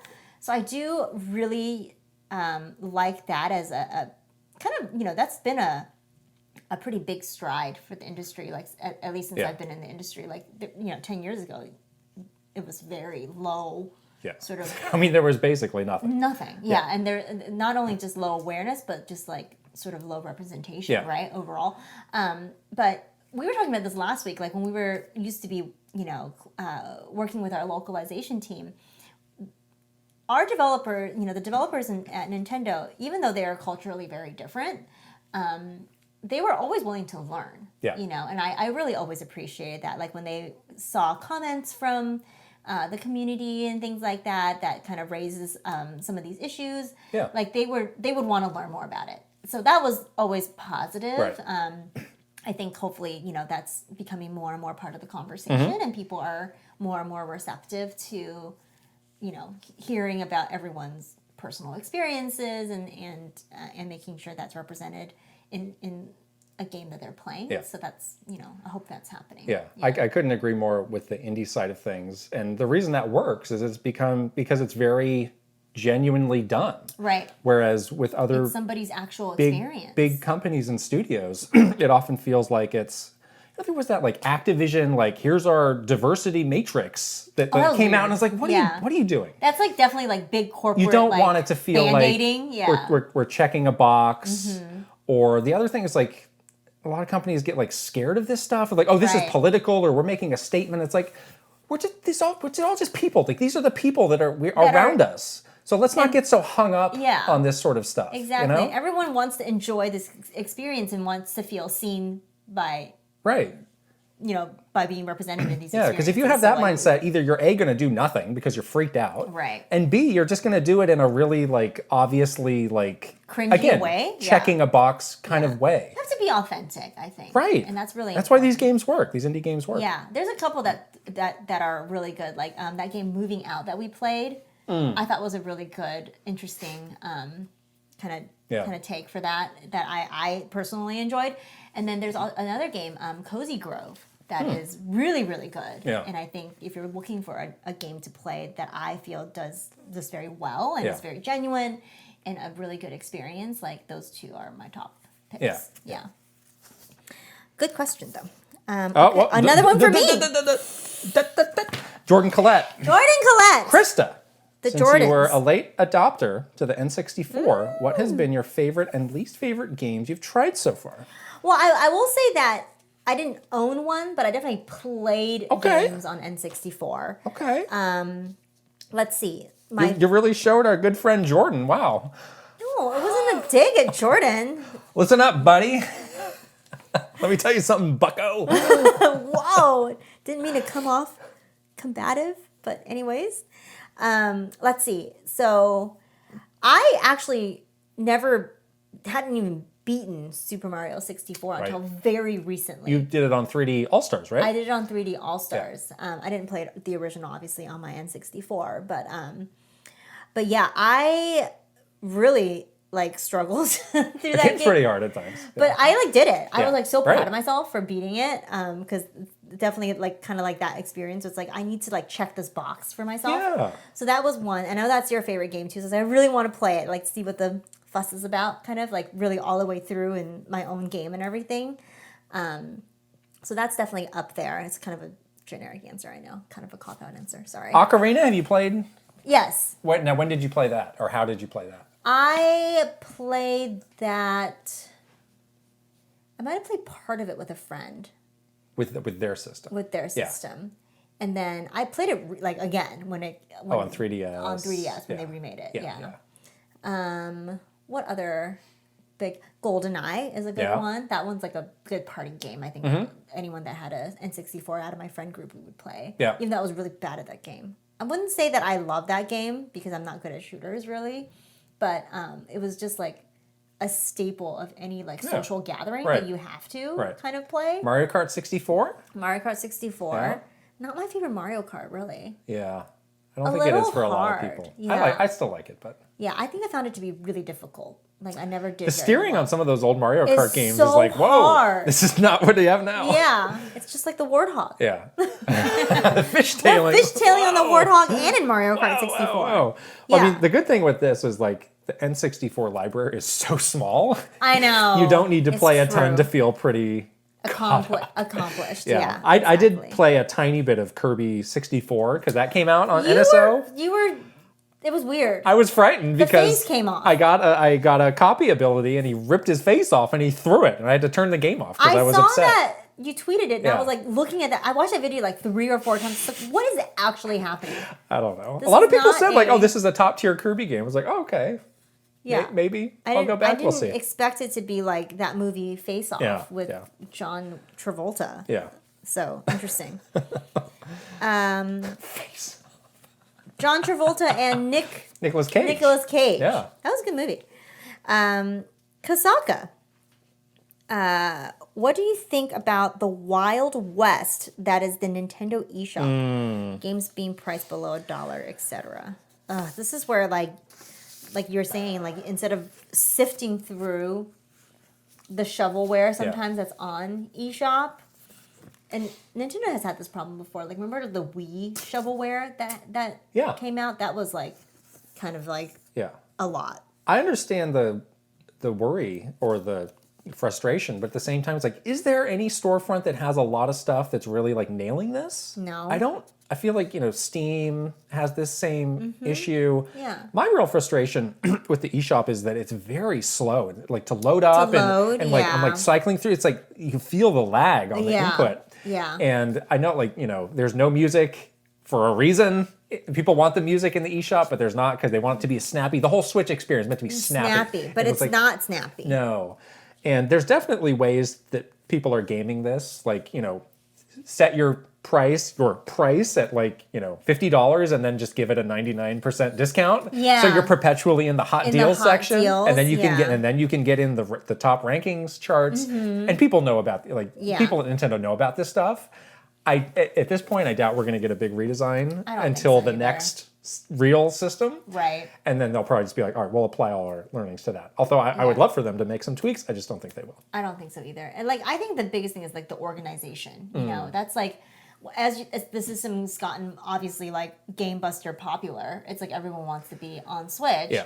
And so you just get like so much junk. It's hard to sift through to the actual experiences that you want to play.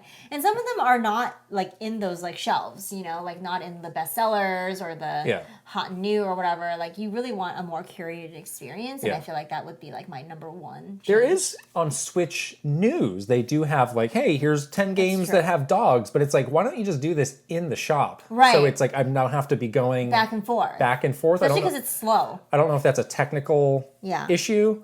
Yeah, I don't. I know. It's like, hello. Come on. But I mean, again, but at the same time, it's hard to argue with just how much stuff there is, and like my experience with, I need to check it, the Full Metal Furies. Again, I just forgot the name. Like there is stuff. Exactly, good game that you never knew about stuff from 2018 apparently. Yeah, that deserves an audience. So exactly. I don't know. That's my answer. Okay, Link. How much influence does art style have on your choice to purchase a game? Have you ever passed on a game because you didn't like its art style? Yeah. Really? I think so. What? There's definitely games that I like look at that I'm like, oh, I like the way it looks. Really? Yeah. Okay, people don't come at me for this, but sometimes you don't want a pixel art style game. Oh. Like I get why people like it, okay? Like, okay, you know what game that like kind of turned me off a little. Just spit it out. Axiom Verge. Really? Yeah. Why is that? I don't know. It just looked like it looked like it was hard, and then it also looked like the art style made it hard to see. The game is kind of hard. And is it hard to see?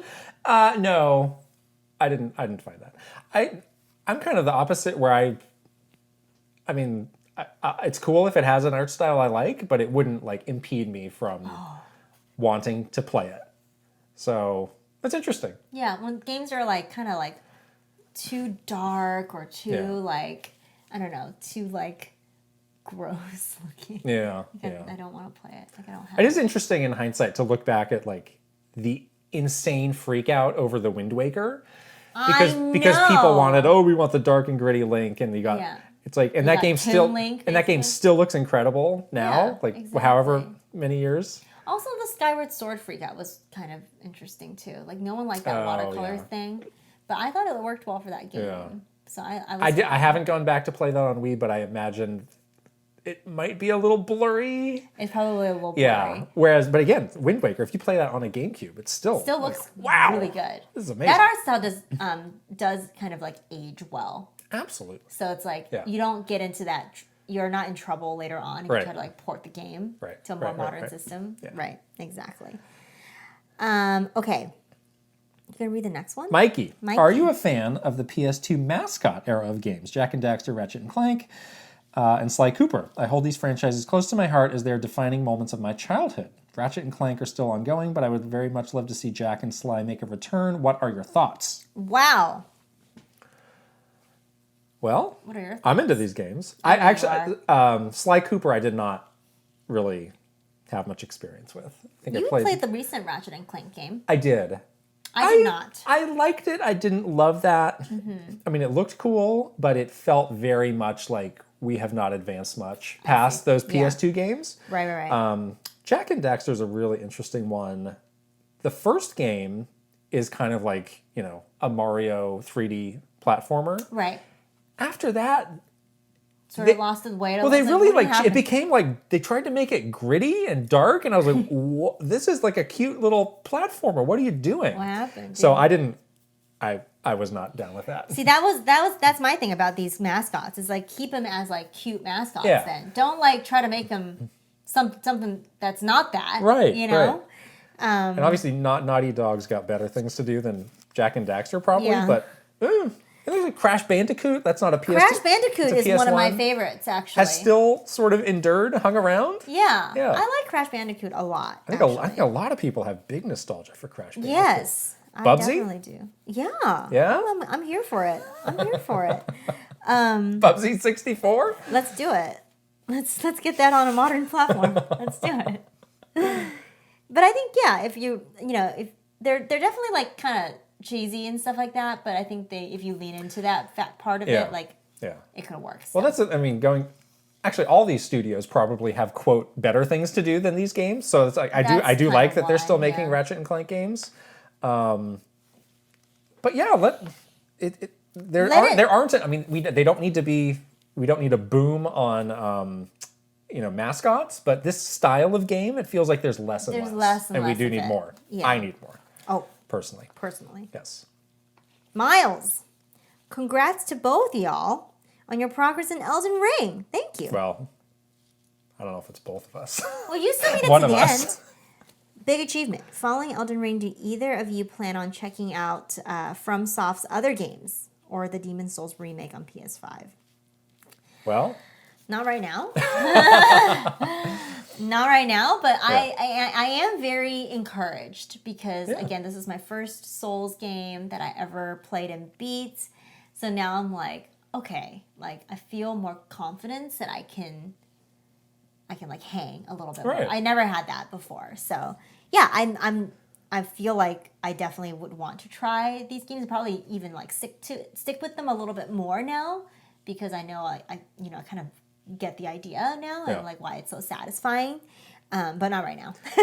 I would love to go back to Bloodborne, but the version that's on PS5 now, I know they haven't really done much to it, and unfortunately it still has those pretty long load times. So after you die, it's really like... That's the thing too. You're going to die a lot. Think about your failure. Oh boy. And that was so nice about Elden Ring, which is really snappy to get back going. So if they fix that, I would probably go back to that and check that out. Yeah. If they don't, I don't know. But as far as the other kind of like, Demon Souls, Dark Souls, like I'm probably good on that. I mean, I need to finish Elden Ring first. You do. So I'm kind of good on that work to do. Style for a little bit. Okay. I get that. Paul C. Pace. Hello and happy birthday, Krista. Thank you. To follow up on a question from last week's episode, when Nintendo worked with, quote, influencers, not fond of the term, neither are we. Neither are we, yeah. What was the vetting process like to make sure having videos with them would not blow up in your face? So many video creators and streamers ended up at some point doing something that reflected poorly on brands associated with them, but Nintendo, for the most part, seemed to avoid them. Well, not always. Not always. How did you perform vibe checks? Yes. Well, this is a question for you because you created all this. Yeah. So You're absolutely right. There's always a risk when you are working with creators and working with anybody sort of outside of Nintendo where you can't 100% control what's going to happen. And that's the good and the bad part, because the whole point of working with creators is that you want their authentic, opinions and reactions, and like you don't want them to become like corporate drones for your brand, So that was definitely like something that we had to overcome at Nintendo. Like you and I did a lot of work, like getting people like NCL, like our Japanese parent company, on board with that level of trust. Well, when you took it over, it was kind of like, maybe we don't need to do this anymore. Yeah. That was seriously on the table. That was on the table. Like, we don't need these creators. Right, because there had been a lot of issues of like, well, the quality was not what we wanted, or we're nervous about these people that are in our program. Right. We don't feel they fit the brand. Yeah. The first thing I did was I like totally cut the fat, because the program had ballooned into this like crazy list of over 300-400 creators, and of course that's a terrible idea, because not only do you lose all control of the quality, but you're not able to build true relationships with 400 people. I mean, you could ask somebody who's working on influence, like, oh, what do you know about this person? Like, Who they honestly couldn't know, because there were too many. There's too many, and we didn't like. At Nintendo at the time, there was not enough resources to sustain a creator program that big. Yeah. So that was like step one. And some of those people that moved on were really big. Yeah. But it was like, well, we want to value people who, have truly passion for Nintendo, who want to be a part of this program. And want to have a relationship with us. Yeah. Yeah. And so that was like the second thing in terms of vibe checks, is that we really prioritized, and that was like a big thing that I wanted to do when I took over this program, was like, we really wanted to prioritize like the personal relationship building versus like, let's only go after a creator with like, more than 2 million subscribers. Yeah. That was less important to us than like, let's develop and cultivate relationships with this like community that truly wants to make really cool Nintendo content and has like a really like authentic passion for the brand. And I think that is actually what has sustained like the, like not having people fly off the handle or whatever, because they really do value like this personal touch. And again, we became good friends with many of the creators. We're still friends with them now, in our programs. And it was truly because of that versus like, we're only going to talk to Ninja, and, we don't really care about, like, we're just going to, like, give him, like, a suitcase full of money and let him do whatever, you know? Right. That was not the goal at all. Mm-hmm. We certainly have run into issues, even with people in the program, that we've had to deal with.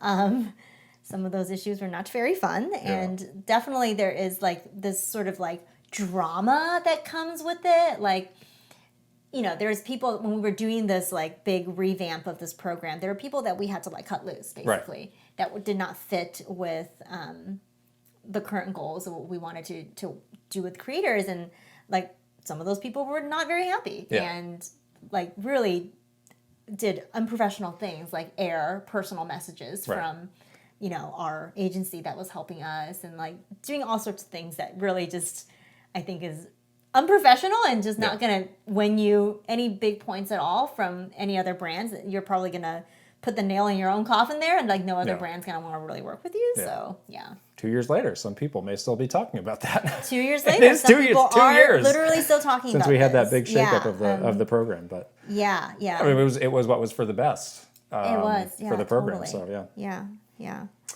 All right, Paul Gale. Hi, you two. I was curious how you felt back in the day when Microsoft fully acquired Rare. Did the company's departure from Nintendo sting you? And now that it's been 20 years, do you think it was the right move for Nintendo not to buy the company completely? I feel like if Rare were with Nintendo to this day, there'd have been plenty of great sequels to the former's past hits in the last 2 decades, and not a more or less abandonment towards them. So going back to the N64 library, Rare really did carry basically the N64. Like, without Rare, like, that would have been a huge disaster. Right. Slim pickings there. At the time they were sold, it kind of felt like they were like ready to go, slipping maybe a little bit. I mean, they had Star Fox Adventures, I think was their last game that was on GameCube. And then you look at what they did first for Microsoft was Grabbed by the Ghoulies, which is not... Yikes. It's not hot stuff. So maybe, out of ideas. Maybe the company knew something about the future was not looking as bright. Right. Yeah. Maybe they had a good reason to want to move on. But it's great that they've had this resurgence. Yeah.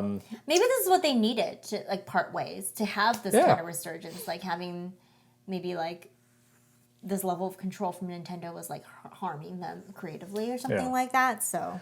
But at the time, I don't remember being really oh no. I was just kind of huh.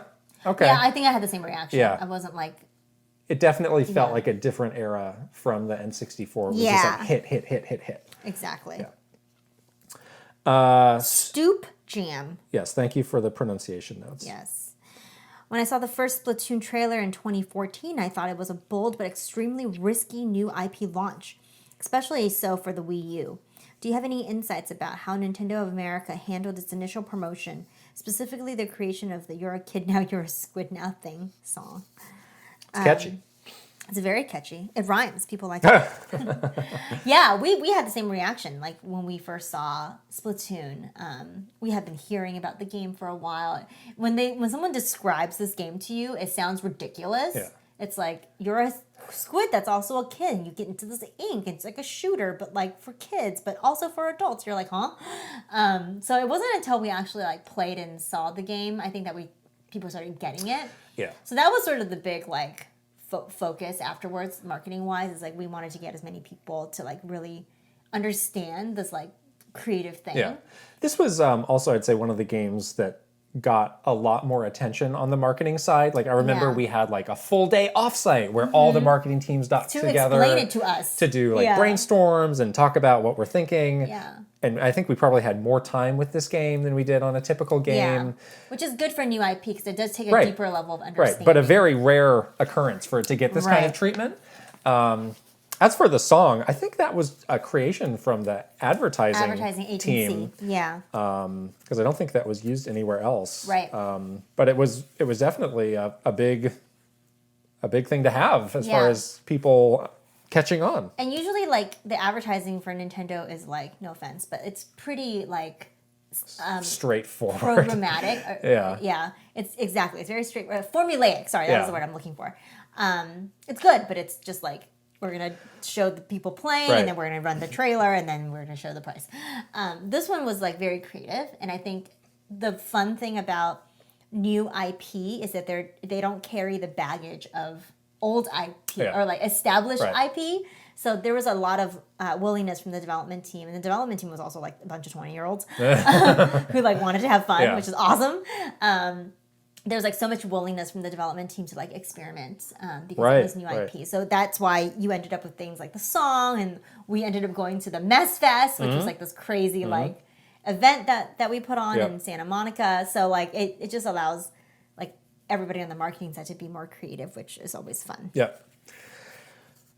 Rain Tech asks, now I have the most important question of all. A question so important, the answer might fracture the space-time continuum itself. What?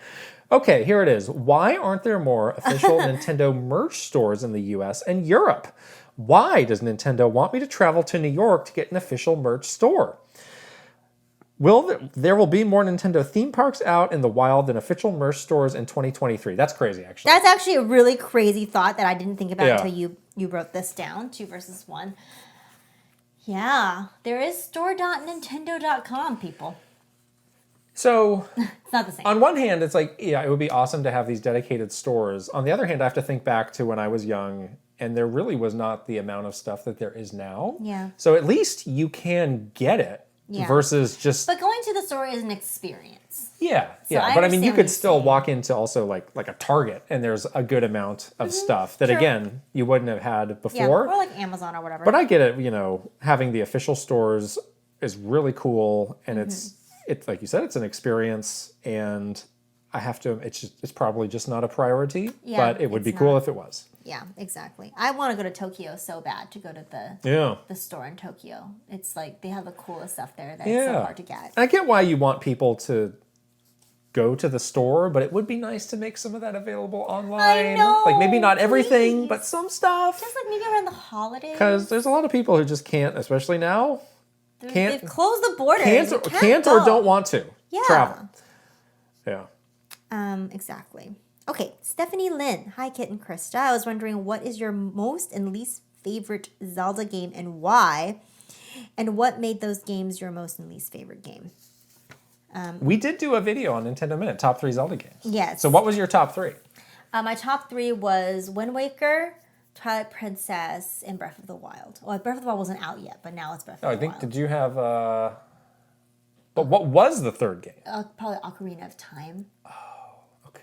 I think. So I had Wind Waker, Link to the Past. Oh, Link to the Past. Oh, yeah. And Skyward Sword. Skyward Sword. But of course, Breath of the Wild has overtaken all of those. Skyward Sword's on that list too. I don't know. It's close second. Skyward Sword unfortunately got bumped from my top 3. Yeah.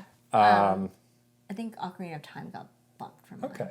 Least favorite, unfortunately, it's on your list. No. Oh, for you. Yeah. Okay. Majora's Mask. Mine is Twilight Princess. I know. Yeah. I know. It's a big rift in our friendship. It's okay. Majora's Mask is mine, and that's a cult. That game has not a cult following, but like a huge following. Now, what if I saw somebody saying in our Discord, like, it's a shame people get turned off of the time stuff because otherwise it's a really amazing game. What if this game? What if you just turn that off? What if? I just don't really like that world, though. The world is not appealing to me. Okay. Like Castle Town with those people, like I'm not building a relationship with them. All right. Fair enough. Yeah, the countdown does not work for me at all because I hate countdowns. So do I. So that does not work for me. But yeah, also the world itself is just kind of like meh. No offense, people. All right. Our final question is from Riven. It's extremely important. Oh boy. You're interviewing Sonic the Hedgehog. What are at least 3 questions you would ask? Why are you so... Just kidding. I only have one question, which is, why are you this way? Why are you the way that you are? Did you hear that there was an ugly Sonic in the new Chip and Dale's movie? I did. Are you going to watch the new Chip and Dale movie? No, because of that. Really? That is interesting, What if I give you a timestamp of where this happens and you can skip? Because Rescue Rangers is Disney. Yeah. And then Sonic is whatever company has Sonic now. Like, how did this happen? How did this come to be? I was very confused by this. The I have not ugly, watched the movie yet. Toothy Sonic. It's ugly Sonic. Right. Ugly, fat, toothy Sonic. I mean, I do like that they're being a little like self-aware and having fun with it. Like, I'm sure if there was like the Mario equivalent of like Toothy Mario, it would never see the light of day, and it would be like a secret shame on everybody's life who created it. Exactly. So I'll give Sonic some credit. There's for some that. creative license. Yeah. There. Yeah. Okay. I mean, when you've got 30 years of failure, you might as well just come on. poke some fun at yourself, right? Don't be vindictive. No. Okay. All right. All right, here we Great go. questions as usual. Our Patreon family is literally the best. Bringing Thank it. you guys for all of the great questions every week. All right, graduation services have commenced for our one-up. It's graduation season right now. It is. People are graduating. They are. I wonder if any of these people are graduating. Get the double. Tell us if you're graduating. Congratulations if you're graduating. When you had your graduation, did you get the big like the hat with the tassels or whatever? We threw the thing. I did not. I didn't have that in high school. I had that in college. You didn't have that in high school? No, it was just like dress nice. Really? Yeah, we didn't do that. Oh, we did the whole cap and gown. Cap and gown. That's Cap what it's and called. gown. Yeah. Did you have? Did you have any sashes for your honor stuff? They didn't have that. Oh. No. You valedictorian? Really? Did you have that? We didn't have that either. I was I performed at my high school graduation. I was a singer. You sang? I sang during my high school What graduation. did you sing? And now I can't remember. Oh, come on. I think it was like some song about graduating. Okay. I need to look at the Vitamin C graduation song? I wish I sang that song. Yeah, but I performed during it. Wow. Can you believe it? It's exciting. Mm-hmm. Okay. Anyways. Graduating. I will not be singing this, but we will be reading your names. Go ahead. Here we go. A. Ron Burgundy. Aaron Hash. Adam Edwards. Ajan Malari. Alexandra Pratt. Ali.